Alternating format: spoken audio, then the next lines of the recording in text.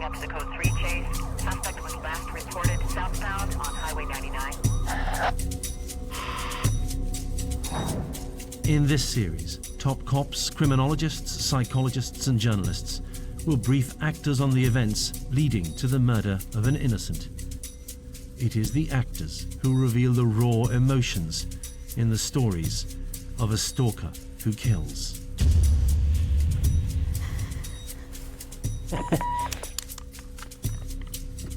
Thinking, you know, what I should do with this. He's crazy, so I don't know. From Nadia's perspective, you can't really think of anything more terrifying than having a gun in your mouth thinking that you're going to die. Happy birthday. Marcus, oh my God, please. Don't fool with me.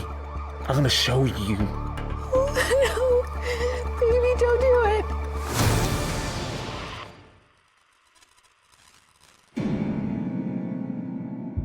Nadia Ezeline and Marcus D, young, in love.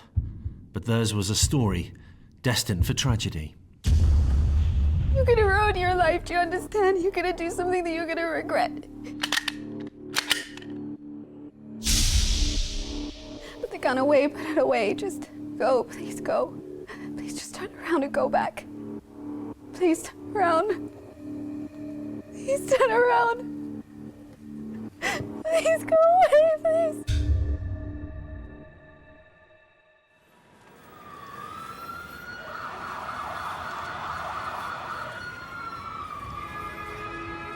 Nadia Ezeline's big, exciting adventure, away from home for the first time, a student in Chicago.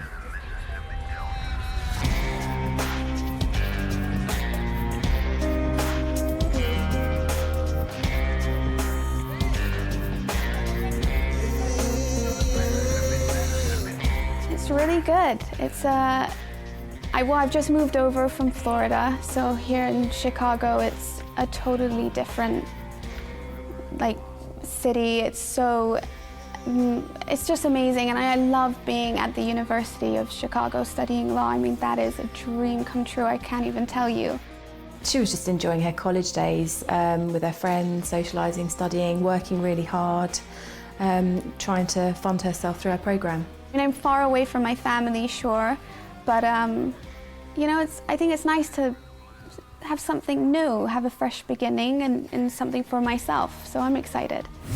As confident as she may have appeared, Nadia was leaving a big, happy support structure behind. I've got a twin sister, Nega, and two older sisters, and then a brother. We forget about him. He's the only boy. She came from a big family, and yeah, her dad was keen for her to self-fund her way through her college years. Chicago was working out. Great place, great people. And then she comes across Marcus D.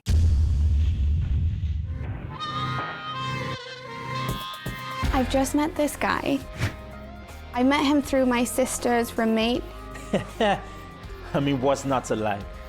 He is older than me, but I love that because he's like so much more mature than all the other guys that I know at school and everywhere. You know, he has, and also he was in the U.S. Army. Serving my country, I'm proud.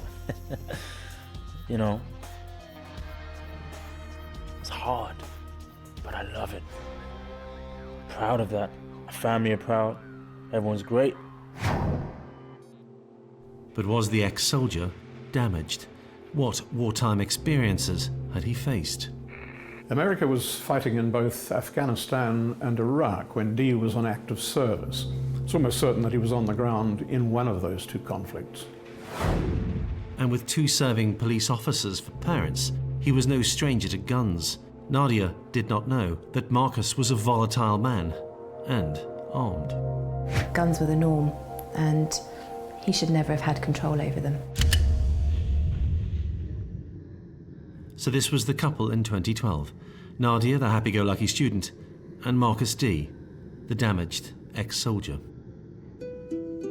He's seen things that you only read about or hear about. And so I'm really intrigued to be around him. She's got something about her that just kind of resonates. Plus, he's really gorgeous as well. He's cute. She swept me straight off my feet. As soon as I get back, I got grounded, I got my stuff together. I met this beautiful woman, and she, the way she made me smile, I think she sees Marcus as attractive. Physically, he's attractive. He's just come out of the army. Maybe she sees the thrill of an older guy. She's probably quite excited by him, and I think he's probably her first proper boyfriend as well. Soon after the relationship began, Dee began to exhibit a need to control. Simple matters at first. The student might want to go to a frat party, the old soldier to a bar with his friends. Nadia was soon to see a side of Marcus she didn't like. I think we are slightly on different pages. Control, discipline. Dee had a reputation for a quick temper. By the time he returned to civilian life, he definitely had issues. The age thing maybe contributes to that. In my world, she's in my world. I'm in her world. We got our own world together, right? I think also Marcus just has it in his mind that, maybe I shouldn't really be studying or working so much. But, that's just like his old-fashioned way of thinking. I don't want to just wandering off doing, left, right, whatever she wants. I think control would have been incredibly important in Dee's life. He would have just come out of the army, things would have been very boundaried. He would have had rules on how women should be, I suspect, and being able to mould somebody young to be who he thought they should be would have been important to him. No, it doesn't work like that. That's not how a relationship works. I need her to be by my side, making those decisions with me. You can't just make a decision without me. The controlling Dee stepped up his manipulation of the young student. Her carefree student days were all too short. She changed. Now, she just wanted to keep her man happy. One of Nadia's sisters noticed the changes in her character after she started dating. He can be very difficult at times. I'm a man. I served the U.S. Army. I did my bit for my country. I'm proud of that. And I want to just rest. I want to chill. I want to be, I want to set up something. I don't want someone bringing me down or thinking they can just do whatever they want. It doesn't work like that. The abuse would have been to manipulate things that she was saying, wanting to know where she was going all the time. He'll say things like comments about the way I do my makeup or my hair in the morning, and he'll be like, who are you dressing up for? And it's for no one, for no one. I'm just going to school. Not trusting her, thinking that she was flirting with men and seeing men when she wasn't, not allowing her to have male friends. The issue is,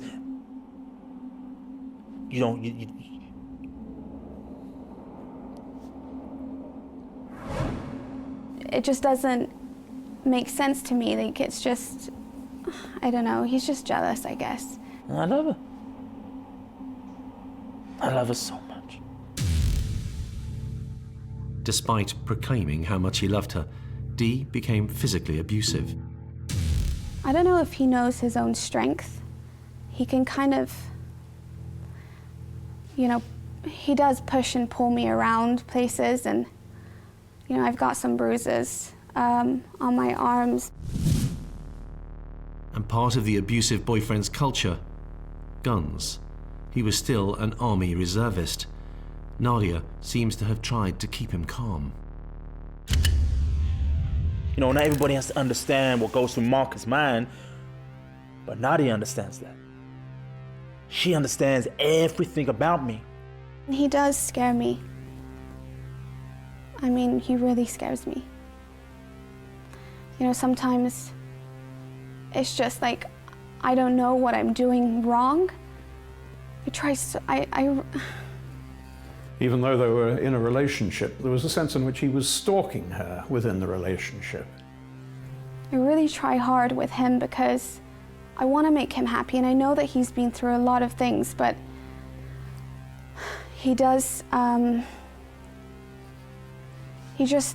he's so unpredictable. I think that's what it is. I just don't know what I'm gonna say that's gonna trigger him off at what moment, you know, and that scares me. That scares me. Things came to a head one night. A minor argument over who should get the beers blew up. Dee pulled out a knife. I threatened her with a knife just because I needed her to understand who was in control. There's an incident where she's trying to be the perfect partner for Dee and she forgets to get his beers and he goes crazy. Yeah, that was,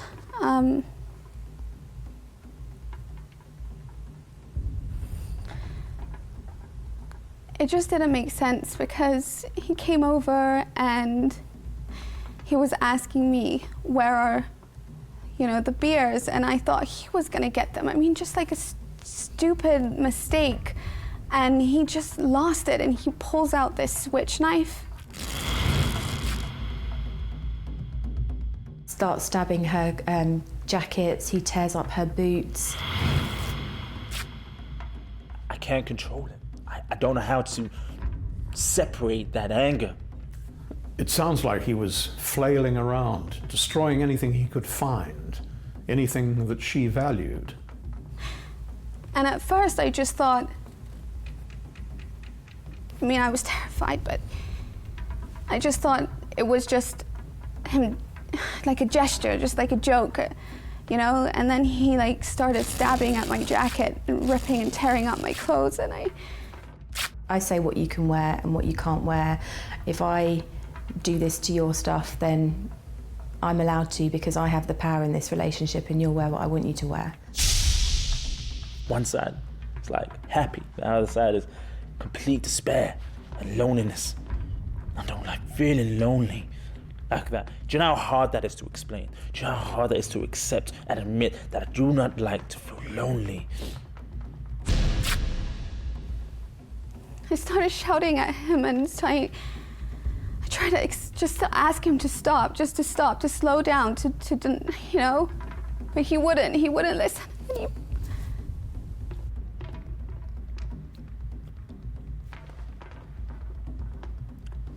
What I was trying to show her was who was in control.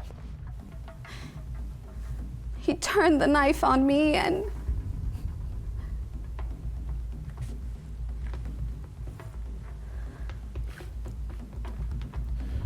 He's trying to destroy everything that's precious to her.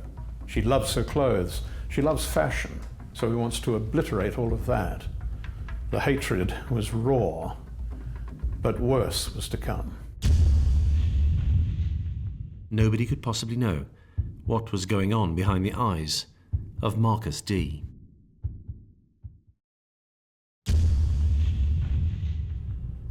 Despite violent outbreaks and the constant control freakery exhibited by Marcus D, he and Nadia remain in a relationship well into 2013. Nadia was facing further restrictions on her lifestyle. D doesn't like her going to college. he doesn't really like it. He thinks some of the girls that I hang out with are a bad influence. They're idiots. I don't like them. They're bad for her. They're bad news. They're trying to bring her down. I don't know, it's hard even making new friends because he won't even let me go out with them. You know, those initial stages are so important when you're making a new friend. You want to show them that you're, I don't know, a likable person, but I can't even do that. He just doesn't let me. He's really difficult. The relationship started to change Nadia. It started to change her personality. I think she became more withdrawn, she lost weight, she started to be very sensitive about the things that she ate. The thing is, I want to look after my weight. I want to make sure I'm eating right and also going to the gym. Marcus recommended veganism, so I've been trying that out. I'd hate for him to think I was fat or anything like that. I mean, that would just be the worst. She started smoking, so all these things indicate building anxiety, probably, and also a building fear as a result of what was happening in her relationship. Dee continued to effectively stalk his own girlfriend, turning up unannounced at university gatherings. Angry, jealous, never trusting her. If I just look in a different direction, like we'll be in a restaurant having dinner, and I'll look out the window and he'll say, "Who are you looking at?" As if I'm just always on the prowl looking for some guy. But I think she's a very attractive, beautiful woman. I think any man would find her very attractive, but that burns me. He's over-possessive, he's paranoid about losing her, and he's watching and trying to control everything she does. I wouldn't, because I love him, and I wouldn't even dare anyway. I mean, he's not the guy you do that to, Nadia somehow still manages to see good in Dee. She becomes quite compliant in the relationship, probably as a result of fear, and believing on some level that she was in love, and and also believing that Dee might change and that things might not always be this way. If she could be the person that he wanted her to be. I'm her man. She's my woman. The trouble was she could never be that person. I do love him. He's been through a lot of things, he deserves a second chance. He does. Everyone does. Then, around their first anniversary as a couple in Chicago, the incident that changed everything. Dee grabbed the woman he claimed to love. He grabbed her head and he forced the pistol into her mouth. Open your mouth, bitch. He shoved a gun into my mouth. And my mouth was all torn up, and Who does that? Who does that? I have a line. I think every man in the world has a line. And you push the man over that line, they ain't coming back.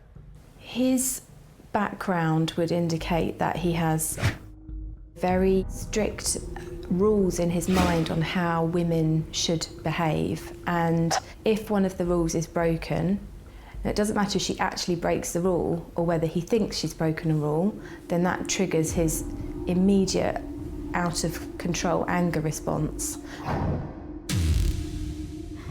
was so scared. I don't want to die. I don't. So, I'm the only one that really even cares for him, gives him the time. No one, I can't let you just keep pushing me like that. And I flipped. Yeah, I flipped. I don't know, I had to go to the ER as well, and they kept asking me, what happened? Who did this? Dee completely lost it. This was the worst attack so far. It was an inevitable consequence of escalating violence and a sadistic, twisted mind. When people get angry, it's an automatic reaction. It's almost like he's then out of control, and she can't do anything, and he really can't do anything until the anger subsides. Dee's impulsive violence was an attempt to further control Nadia. She'd been hinting at leaving him. This was to ensure complete compliance to his will. And almost thinking that it would make her stay rather than want to leave, which I think it actually did do. Nadia's mind was made up. He had frightened her once too often. His eyes, they weren't human. There was nothing human in them. He was just like an animal, just like he just wouldn't. It's like he couldn't see me or hear me. I kept begging him to stop, to slow down, and he just kept going. It's like there's such evil in him, and he hated me in that moment. He just hated everything about me. It can take a horrendous incident like this for a victim to realize what's been going on for so long. Nadia told him it was over. He wasn't about to accept that. You know, you just can't. She's the only woman I've let in. She just went. You know, she just went. I didn't want her to go. He bombarded her with messages, still turned up at university events. Nadia's sister, Naga, urged Nadia to turn to the courts for protection. She is trying to help me, and she wants me to go to the court to pull out a protection order. Naga told the court the violence her sister had suffered. Surely, getting a restraining order would be straightforward. The petition said that Nadia had suffered cracked ribs and a fractured jaw in previous assaults, even before the attack when the gun was rammed in her mouth. That lying, manipulative little bitch. How dare she? Nadia, despite the evidence, was not confident of support from the authorities. This was a key moment in Nadia's story. You see, the thing is that no one understands is that his parents are both in the Chicago police force. Do you understand what that means? And he's an ex-US soldier. He's like a hero, and he's respected. I mean, you think that they're just gonna let me go in and pull up an order against him? You think that's gonna happen? A complaint to the police wouldn't have been covered up, but there's no guarantee that any effective action would have been taken. And no action was taken. Nadia had been too frightened to attend the hearing. They just threw it out. Didn't even... I mean, I get that I have to be there in person, but I just thought, I hope that maybe it could have just been sorted. Amazingly, Marcus D. turned to the courts himself to protect him from Nadia's sister. She was the stalker in his eyes. He petitioned the court for a no-contact order. He told the judge that he had received 2 phone calls on the same day. Simple. Told her she was harassing me. She was harassing me. I think he was so angry that he'd lost all ability to rationalise, to see things from an outsider perspective, and in his world, his beliefs were reality, and that was the truth. His lack of perspective is breathtaking. He's been stalking Nadia for nearly a year. He's been regularly beating her up. But he gets just 2 phone calls on one day, and he runs straight to court. Why was Dee behaving like this? Because the stalker could not live without his prey. I don't function without her. I don't know how to function without her. I don't care about the friends or the lawyer. I just want Nadia back. That's all I want. I just want her back. It was a total obsession. He will have been thinking of little else, just eating, sleeping, just functioning, and obsessing about Nadia. Nadia, she gave me that peace. She gave me her time. I miss her. I don't want her to go. There was no chance that Nadia would take him back, despite the promises he was making. I'm not gonna hit her again. I'm right here. I'm not gonna do anything. I swear to God, I'm not gonna do anything.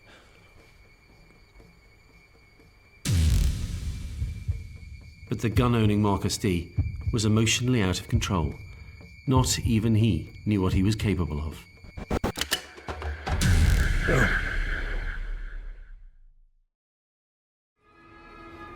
It was Chicago's Cook County Domestic Violence Division which had been asked to issue a no-contact order against Marcus D. to protect Nadia Ezeline. The court had rejected the request, so the stalker D continued his behavior towards Nadia. He found me yesterday.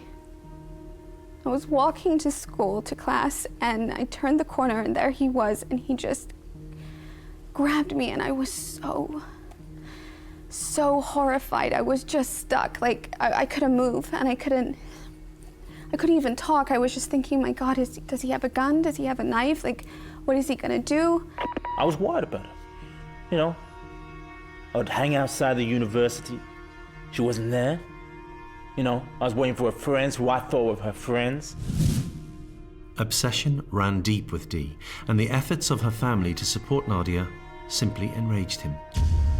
He hated her student friends. He hated her family. How many were to suffer from his harassment? So then I found out where the family lived. I waited outside. Only a few hours a day, you know, seeing that she would come by. And then I saw her. You know, I went up to spoke to her. She ignored me. She didn't say anything. She just ran straight inside. Dee, the obsessed stalker, now does what most stalkers do. If he can't get what he wants just by targeting the victim, he starts to harass the people who the victim cares about as well. I don't even know how he found their contact information. He then starts to harass her through her family. Again, it's about control, but also he's trying to now manipulate the whole situation. He's calling all of my sisters, my brother, my parents, sending them messages, threats. Nadia's family has started to receive a string of harassment calls and threat after threat of violence. It's impossible to know what was going on in his mind now. The abusive stalking, the aggressive control, the violence, it's all culminating in this runaway act of evil hatred. It's deluded because he thinks that by doing this she'll somehow go back to him, not seeing that it would just make her hate him even more.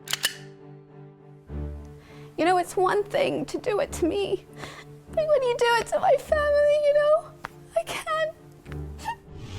I don't believe he really had any really close relationships. And so when she did finally leave, I think he couldn't bear the pain of that. And the only thing he could do to manage the pain and suffering that he was going through was to manipulate and control and do it through really aggressive behaviour. You know, I can't protect them, and I didn't want to do that to them. You know, I love them so much, and I've totally disappointed them. Of course I have. Dad came out, mouthing up. I told him, you don't understand. You don't understand what I'm going through right now. And she's just gone. You can't just leave. I think there's a huge rejection thing going on. I think that Dee probably believed that Nadia was the one and they'd be together forever, and I don't think he really believed that she would ever have the confidence to leave him. The stalker D was exerting his power any way he could. Photographs taken in happier times were now weapons to destroy a life. It's such a big mistake, and you know, he has these photos of me. The thing you have to remember is I never wanted to take those pictures, okay? I really didn't. And I don't know, when we were together, when we were dating and we were like intimate, he made me take these photos, and now he's saying he's gonna give them to my dad. You don't understand. If my dad even sees those pictures, it would destroy him, you know? It would break him, it would... Oh my God, I can't even think about it. Nadia Ezeline had in 2 years changed from happy-go-lucky student in a new exciting place to a young woman weighed down by the pressure and violent intent of Marcus D. It was not as if he wasn't getting the message to back off. You're a sick man. Do you understand? I don't care. You never deserved me, my love, nothing. You don't even know what love is. You're an animal. That is what you are. That is what you have become. And you deserve nothing. Nothing that is beautiful or good in this world. You don't deserve it. Each day Nadia stepped out of her home, she felt and was in danger. Just a few days away was her birthday. Perhaps that might offer release from the stress she was feeling. I'm always worried now. I'm always scared. I don't think Nadia's ever free of thinking about him. I think he would be playing on her mind all the time. At one student party, Dee turned up and spotted Nadia simply talking to a man. He went to the party and saw Nadia chatting with a man that she knew from college and leapt to the wrong conclusion. Dee attacked him, punching and kicking him. I kept hitting him. I don't care who was near me. I hit him again. I hit him one more time. I kept hitting him. I just kept smacking his face until I wanted to crush. This could have been the incident that finally pushed Dee over the edge. He's decided he has nothing to lose, and this is his end game. The attack took place 6 days before Nadia was planning a celebration with her family. And, you know, my birthday is... Oh, my sister, she's come all the way over here to throw me a party. And, you know, I love her. She's just amazing. But I have to go into work because, well, I need the money. You know, for school, I need it. But it's Black Friday as well, so it's one of like the busiest days in the year, and of course they need me there. The fear factor, knowing that he could turn up at any point, the thought of Dee would have been preying on her mind all the time. So then after I can go straight home, and you know, it's just that period, and when I'm back home, I'll be safe and I'll be with my sister and we can just, you know, relax and just laugh and eat some cake. All the time that Nadia was hoping for the best, Dee was continuing his obsession. She's my life. I love her so much. And I just want her back. As her birthday neared, Nadia and her family planned her celebration. Across town, Marcus D was planning something completely different. I'm thinking, you know, what I should do with this today. Oh, it's her birthday. Could anyone stop the stalker Marcus D? A man armed and extremely dangerous.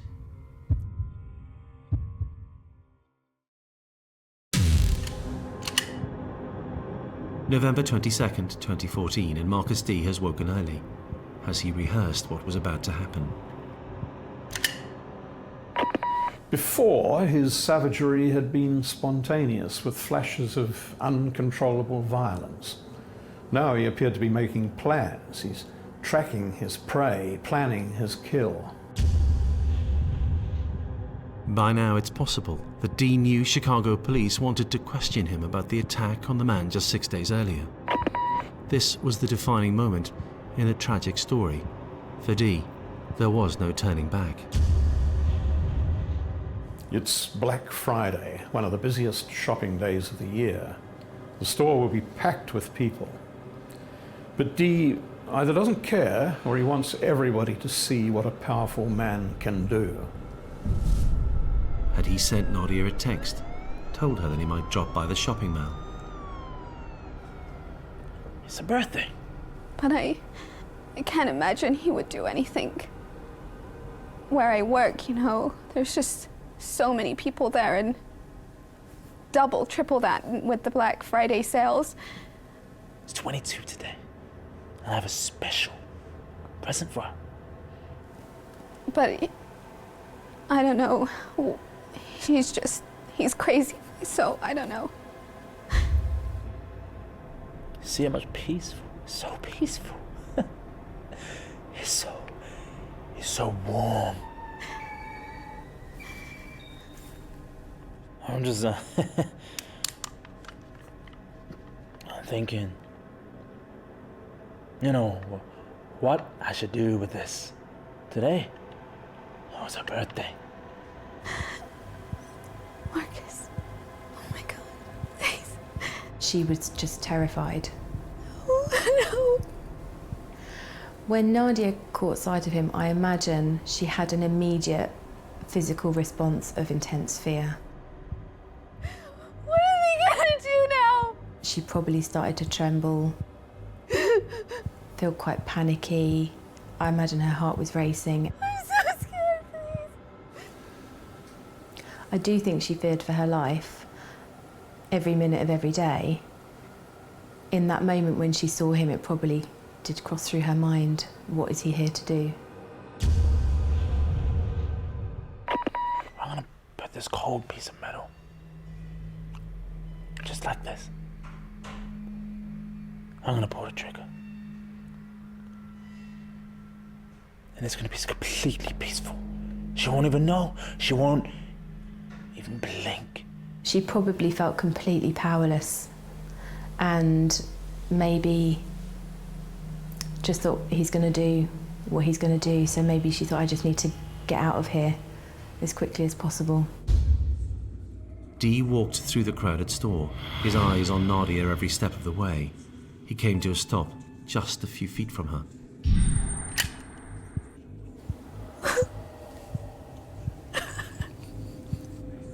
I'm gonna show you what it's like to have a gun pointed at you. No. Please. Baby, don't do it. Okay? Just don't do this. Please. Oh, no. You're gonna ruin your life. Do you understand? You're gonna do something that you're gonna regret. Just put the gun away, put it away. Just go. Please go. Please just turn around and go back. Please turn around. Open your mouth, bitch. What? Come on.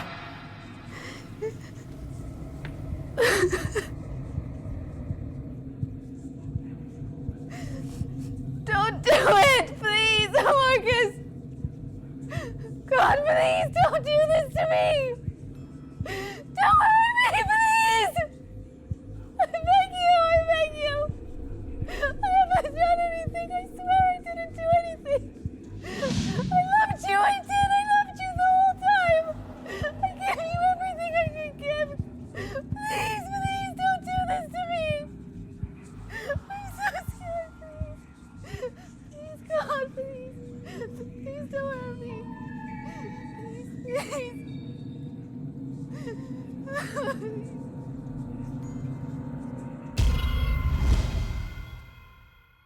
Boom.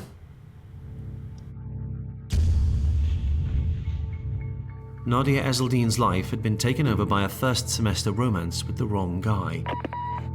They had spent just 12 weeks or so together as a happy couple before Marcus D. embarked on a 14-month stalking campaign. On her birthday, November the 22nd, he killed her, and then seconds later, himself.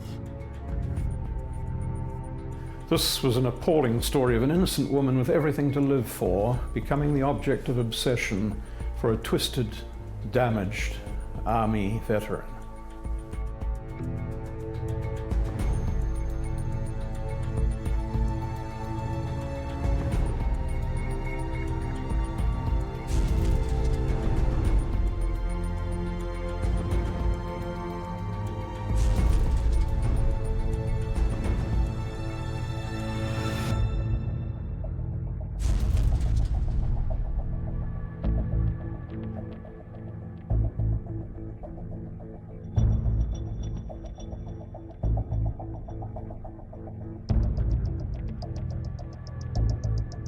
I think Dee was an incredibly lonely, isolated man, delusional that Nadia was his life. Didn't see how his anger and aggression and violence impacted her, how it he saw how it terrified her, but also thought that it was a way to keep her. And given that he didn't have anybody else, he was a sad, pathetic man who without her was nothing.